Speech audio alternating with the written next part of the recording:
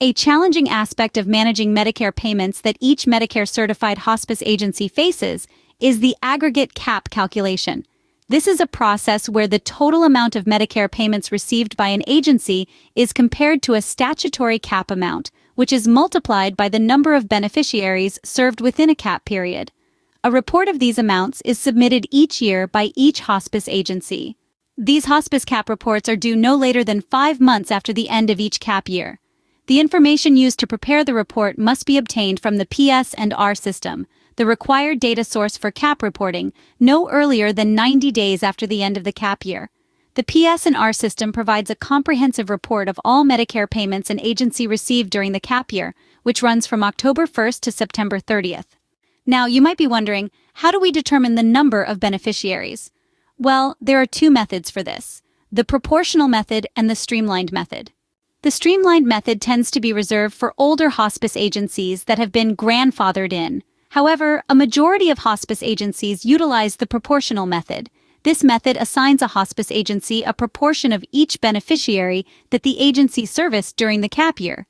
This proportion is a fraction of all the time that the beneficiary received hospice services. The calculation goes as follows. For each beneficiary serviced by the hospice agency during the CAP year, compute the total number of days of hospice services received.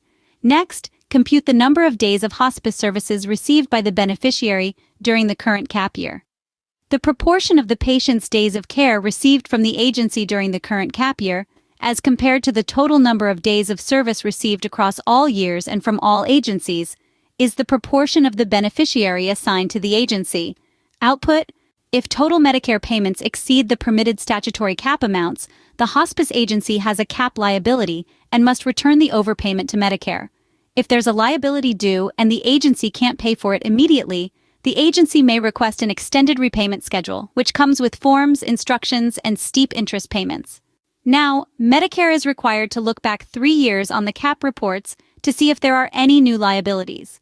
New liabilities could occur for hospice agencies that have Medicare patients that span multiple CAP periods, combined with the proportional method for calculating Medicare beneficiaries. Therefore, it is crucial for hospice agencies to project CAP liability on a quarterly basis to avoid any large end-of-year CAP overpayment surprises. Staying informed and updated about changes in Medicare payments and aggregate CAP calculations is, without a doubt, key to ensuring the smooth operation of any hospice agency.